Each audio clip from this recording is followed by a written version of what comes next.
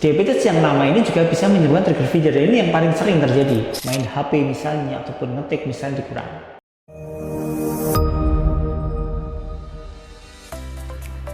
Assalamualaikum warahmatullahi wabarakatuh. Pemirsa sekalian, selamat bertemu kembali dengan kami, Dr. Arif Nurdin Official, dalam rubrik tanya jawab dengan pasien ya. Ini ada pertanyaan dari pasien yang mungkin sudah pernah saya jelaskan, tapi saya kira tidak apa-apa. Kita lanjutkan menjawab ya. Dokter, jari-jari tangan saya kenapa kaku? Ada 2 jari tidak bisa ditekuk.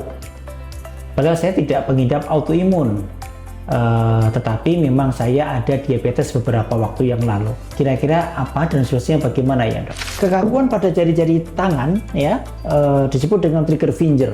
Trigger finger ini penyebabnya banyak. Jadi kalau ibu para pemirsa bisa bayangkan, jari ditekuk tidak bisa balik lagi ya, atau ditekuk gini bunyi kletak-kletak gitu ya, itu trigger finger namanya.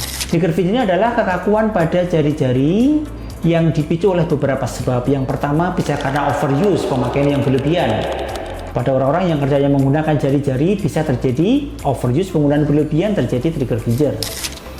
Yang kedua bisa karena autoimun, rheumatoid arthritis, Sjogren, SLE bisa menyebabkan trigger finger.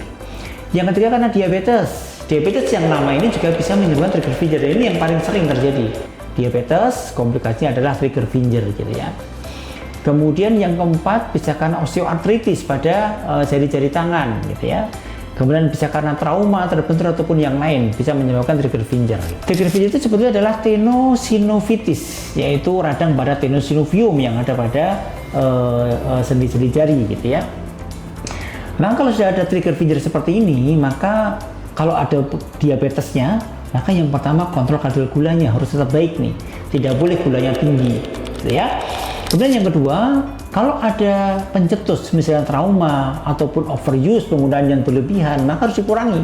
Main HP misalnya ataupun ngetik misalnya dikurangi. Yang ketiga adalah menggunakan obat-obatan anti radang, misalnya menggunakan diclofenac, meloxicam, piroxicam, ataupun menggunakan steroid bisa. Kalau tetap tidak mempan, maka boleh dilakukan injeksi periartikuler, injeksi di sekitar sendi dengan menggunakan injeksi triamcinolone ataupun steroid.